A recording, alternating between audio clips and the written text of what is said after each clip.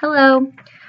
So the most valuable part I think about design thinking, the component I'm most excited about is the fact that it prepares students for the real world. They are required to create, build, design, plan, critique, and present. And just the way the economy is and the uh, future careers are swinging towards valuing creativity more and more. In a traditional classroom, we aren't really preparing them for that future ahead.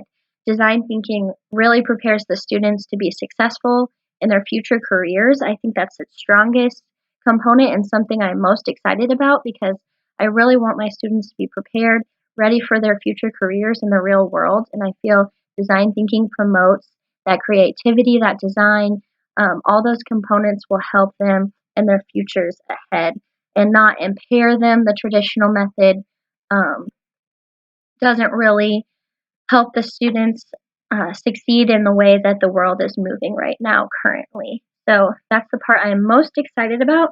The part I feel might be most challenging is implementing and developing the challenges of design thinking. So giving them a challenge and implementing it to the point that you're following each step thoroughly within the time constraints that we're often given.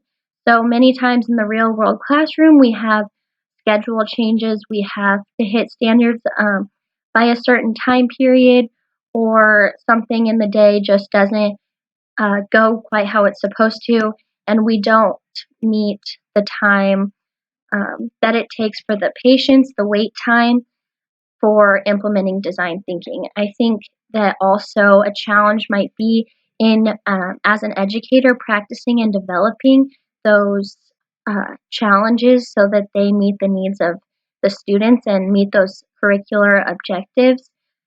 That's something that will take practice and time in order to meet those requirements within time constraints of the classroom, just the real world everyday classroom. So that's one challenge I believe um, I'll have to work on when implementing design thinking.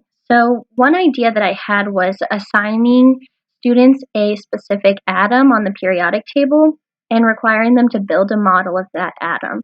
So during this process, they would have a lot of building, rebuilding. They would have to plan and create a blueprint and outline the materials they would use.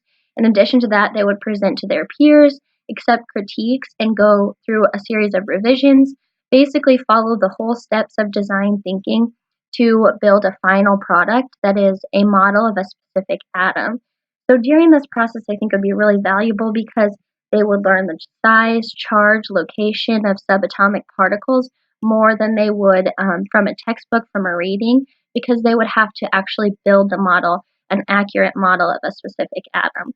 So that's something I'm going to keep working on and developing that challenge, but I think it would be really valuable in my classroom.